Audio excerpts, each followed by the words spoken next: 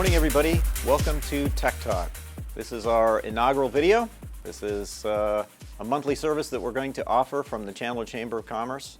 I'm Keith Wheeler. I will be your host. I'm the chairman of the Technology Council for this year. And with me today, I have Cameron Williams from Lily Media. Cameron's going to tell us a little bit about small business websites and the way that you can optimize your website to get the maximum benefit. So Cameron, tell us a little bit about yourself. Well, first and foremost, thanks for having me on Tech Talk today, Keith. It's always a pleasure to be in your company and excellent opportunity to be here. A little bit about Lily Media. We are a full-service web design, web development, and internet marketing firm.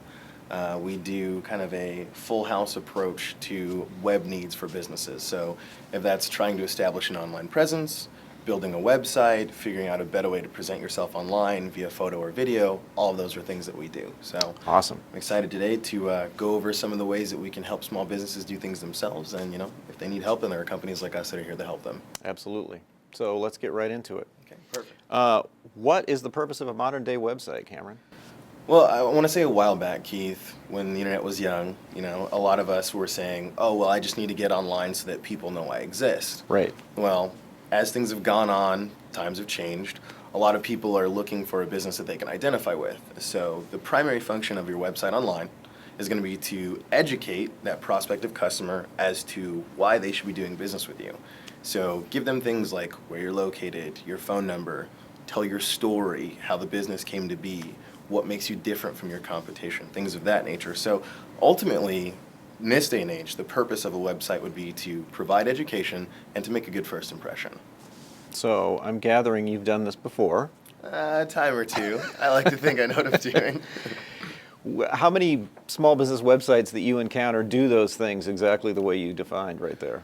Well, I would say that recently there was an update that Google rolled out. They're referring to it as mobile get-in. Right, yes. And there's kind of a checklist of things that go in tandem with that list that I gave. A lot of businesses are missing out on a lot of opportunity to create new customers online because you can't find a phone number. There's nothing in the upper right-hand corner of the website to say, hey, call us for additional information. Right. Or, a very easy-to-use contact form on those websites. So, that's why I'm here today, is to try and provide some knowledge, try and shed some light on these issues and try and get people up to speed because more often than not, they're not doing these things at all. All right. Okay, so that kind of leads into the next question. What are some of the things that a modern website should have on it? Well, as I previously said, Keith, phone numbers are huge. A lot of the times people are kind of saying, oh, this is my business. If someone wants to contact me, they'll go to my contact page. Well, that's not necessarily the source or the accurate information. First thing I would recommend is always, always, always have a phone number on the top right-hand side of the page. Now, the reason for that is that's the most natural movement for the eyes to go and look for information because most of us read kind of in a Z formation. Got it. Second thing is, as I said, this is a first impression. And sometimes it helps to have a few endorsements on a first impression. So you want to make sure that you have things like reviews or maybe links to your social media so that people can see what other people are saying about you and what their experience has been. Because any small business is going to want to give the best service that they can to a new customer. So you want to give your customer base the opportunity to kind of win over that prospective customer without you having to do the work. Right. As I said, a very easy contact form should be present. If you have different types of clientele, maybe you want to have a contact form for each of them. Mm-hmm. But if you were something like a restaurant or a dentist, maybe a very easy-to-use appointment scheduling form or a very easy reservation form saying, I need a table for two, something like that. Realistically, it's going to depend on the nature of your business and what it is that you're trying to accomplish. But I would say try and keep things as simple as possible and create as many opportunities for that prospective customer to reach out and touch you as possible. Awesome. So you mentioned social media. I'm wondering how important is it that your website, your LinkedIn page, your Facebook page have a similar look and feel to them? Is that important? I think that's of the utmost importance, honestly, Keith. The way I would say is think of it like this. If you were walking through a shopping plaza and you walk into a store, right? Okay, if every wall had a different color of paint, it probably wouldn't be all that easy on the eyes. No, probably not. If you were to go in and speak to one employee and they're wearing a specific type of uniform, and you go in to speak to a different employee and they're not wearing that uniform, it can be a little confusing. It's a little confusing, yeah. So consistent messaging is huge, and you want to make sure that you've got the same ongoing theme across all of your different social media channels. So if people find you on social media first and end up on your website, it makes sense. Or vice versa. If people are on your website and end up on your social media channels, it all makes sense, and they can tell that they've arrived in the right place. Got it. So what I'm hearing you say is there needs to be a similar look and feel and also a similar theme underneath. So talk a little bit about the theme. What does that mean to you when you talk about theme as a website developer? So in terms of the industry term, theme is going to be the way that your website is coded to look and feel to the eyes or the experience of someone browsing your website. But in a business sense, I would say the overall theme should coincide with that first impression or the overall mission of what the business is trying to accomplish. So if you were someone in the if you were a gentleman in the automotive field, you wouldn't want to say, let's just throw up a bunch of race cars unless that's the nature of business you do. Right. Whereas if you're doing break, fix, repair, you want to kind of come off a little bit more as the expert within that industry that's going to be able to solve your problem at an affordable price so that so-and-so's family can continue using their vehicle. Right. We want to look at things like imagery, we want to look at things like text, we want to look at things like colors that are all going to portray that message so that the theme of the business is consistent. Awesome. So you mentioned that a lot of people are using mobile technology now. They're using tablets, they're using smartphones to get to your website and possibly even your social media page. How important is it to select the right text, size, color, typeface, all that? How important is that? So, we live very busy lifestyles. Yes, we do. So if someone is constantly having to pinch and pull and prod at something in order to read the information, then odds are they're not going to stick around to digest the full benefit of the information that you're trying to present. Right. So I would strongly encourage you to have either a font sizing consistently that is very legible, very readable, or on the mobile version of your site, indicate within the site itself that the font size needs to increase.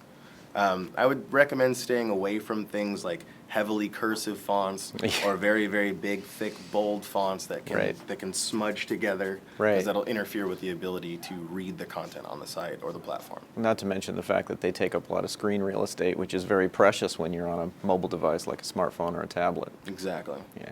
I noticed one of the bullet points that you put on here is calls to action, and that's one thing that I personally, when I surf the web, I see that there's a lot of websites that don't have a call to action. Here's what we do. Hope you call us. Yeah, indeed. So as I was saying, a lot of times that phone number on the top right-hand side is missing. I think that contact information and call to actions should work hand in hand, whether you're on a computer, tablet, cell phone, doesn't matter. Realistically, as I said previously, as you educate that prospective customer, you want to be giving them a reason to reach out to you. The call to action should reinforce the positive feeling that you're creating with that prospective customer on your website, and should be some sort of insight to saying, hey, this is why you need us. This is how we can help you. This is the feeling that we're going to create. This is the problem that we're going to be solving. So that call to action is very important and should be consistent with the messaging throughout the entire site.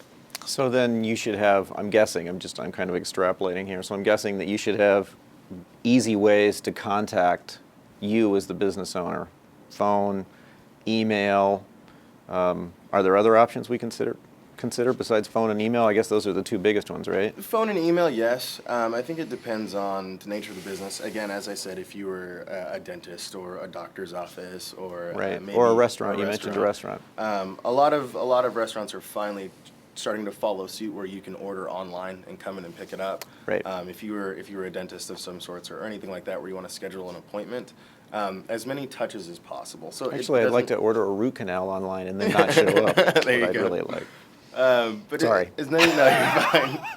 As many touch points as possible. So yes, a phone number is great. Yes, an email is great. But don't be afraid to rely on things like a form submission or encourage someone to tweet at you. It just depends on the nature of the contact that you're looking for. Right. So I noticed you have a question here about what to do if my website is out of date. Problem areas are going to arise. There's new technology being created every day. Of course, always. It's just the way that this industry works. Yeah, it's always the way it works. So first things first, I'd say identify your problem areas. The only way to address a problem is to kind of figure out what it is. And ultimately, after figuring out what the problem is, then you can work on the solution. So Whether it's something broken, maybe a contact form doesn't work. Right. Or maybe you're in an instance where your website is not responsive, meaning that it reshapes itself to the size of the screen it's on. Or maybe you have a plugin of some sort that's been broken. So that's typically going to constitute as something being out of date because the technology has moved on, and the current version in which on that website it exists, it's no longer doing what it's supposed to be doing. Okay? Got it. So after you identify the problem, then there's plenty of materials online that you can seek out to try and correct that issue yourself.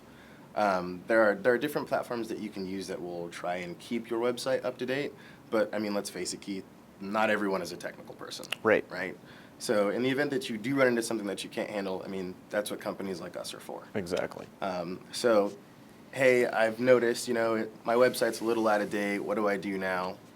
There's enough information on the internet to try and fix it yourself, but if you can't fix it yourself, ask for help. Right. What I'm hearing you say, and I just want to ping this back to make sure that I'm hearing you correctly, is obviously broken websites are a problem. Mm-hmm. We've talked about that before. Mm-hmm. So whose responsibility is it to go make sure that the contact forms work, make sure that the links work, make sure that the website's functional? Whose responsibility is that? It depends on the nature of the website and the relationship that you have with the company that built the website. Okay. So you've got your big players in the space. You've got WordPress, you've got Squarespace, Sure. companies like that. And depending upon what type of account that you have with them, some of them will make sure that your site stays up to date, some of them won't. Now, most small businesses are going to go and get their own hosting, the place where all of your data lives, and then they're going to put a website on that hosting platform. Got it. So at that point in time, it's probably within the best interest of the business to have someone that has the know-how to keep an eye on that so that if problems do arise, they can be taken care of. Now, ultimately, like when you purchase a website or a car or anything else, that's property of the company. So it's the company's obligation to make sure that those things are upheld. Right. But it's always good to have a servicing partner that can make sure you're in the pinnacle of health for your website. Awesome. So it sounds like it's really kind of the business owner's responsibility to make sure that all that stuff works. Correct. So business owners, that's on you. Okay. How often should a small business update its website? I'd say probably about every 1 to 3 years. Now, that's not a blanketed statement. Some businesses have things that are more seasonal, and sometimes seasonal changes will be necessary. But I'd say roughly about every 1 to 3 years, as you do business, as technology moves, as your clientele changes, you want to make sure that you're up to date and offering good content to continue to encourage those prospective customers that we were previously talking about to do business with you. So when you say update a website, what does that mean to you? Because a lot of people will say, hey, I put in the fact that I got a new location in Prescott. That's it. I'm done. But I think it means more than that to you, right? Correct. Within this particular context, Heath, I'd say that you want to make sure that your technology is up to date, making sure that your website is functioning the way that it should in the best of its capabilities. So whether that's updating a theme, updating a plugin, updating a platform, maybe updating copy on the site, all of those things are going to kind of be in the upgrade realm or the up-to-date realm, but you want to make sure that ultimately things are functioning as proficiently as possible. Got it. So I'm compelled to ask you, you've been doing this for a long time. Mm-hmm. What are some mistakes that you see people make? Kind of classic mistakes that you see people make? Too much, I'd say, is a pretty frequent mistake. A lot of people want to cram in as much information as possible, right? And give you the entire full 7-volume edition of what's going on. That's not necessarily always needed. In most cases, less is more. Speak specifically to benefits and needs. Another thing that I commonly see is horrible imagery. What does that mean, horrible imagery? Explain that a little. The use of bad images on a website, images that do not convey appropriate messaging. And a lot of people will just browse or skim, and a lot of the communication going on a website, especially on a mobile device, is going to be based off of the images that they're viewing. So people will pass over things quickly, and if you use images incorrectly, you're basically leaving money on the table or not collecting it at all. Right. Last but not least, I would say is if you do encounter a problem, don't air your dirty laundry. A lot of times, excuse me, sorry about that, a website will break down or there will be an error or there will be some sort of error message on the website. Mm-hmm. I don't know about you, but I wouldn't feel very comfortable doing business with a business that's not going to keep up its presence online. No. It's probably an indication of poor service. Possibly. So if you do have something going on, try and get it resolved as quickly as possible and don't just say, I'll get to it when I get to it. Got it. So again, goes back to making sure that your website's operating and all the links work and that all the contact forms work. So probably, I'm guessing, once a month or so you should go check on that, once every other month? I'd say once a month would definitely be a good amount of time to go and look. Again, like I said, if you're working with a service partner, then make sure that there's a clear, open communication and understanding that things will be checked on within a certain amount of time, every month or every 3 months or whatever it's going to be. But monthly would be great. Got it. Now, you used a term that I want to come back and touch on for just a minute.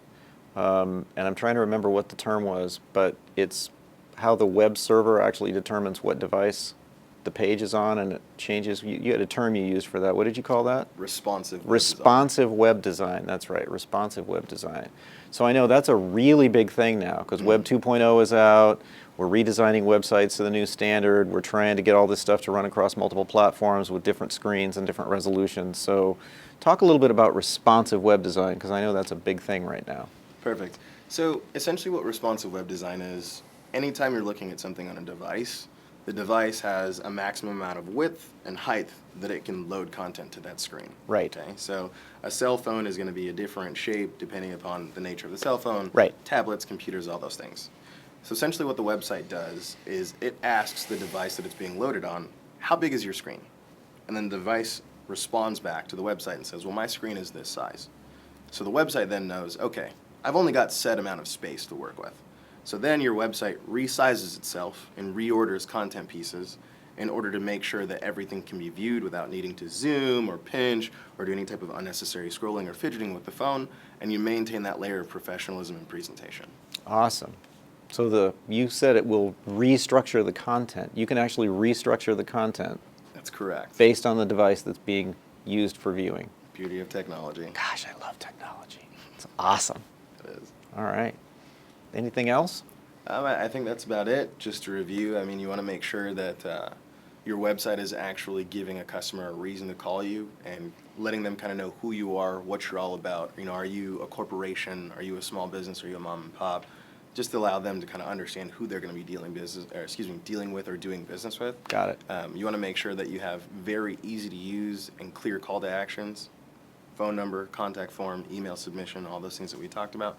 Make sure that you're staying up to date and make sure that you're maintaining a level of professionalism on your web presence. Fantastic. Awesome. All right. I think that's it. Cameron, thank you for being here. Appreciate it. Perfect. Thank you very much for your time. All right, man. Be good. Oh, well. Thanks for joining us for this edition of Tech Talk from the Chandler Chamber of Commerce. I'm Keith Wheeler. We'll be back next month. Thank you.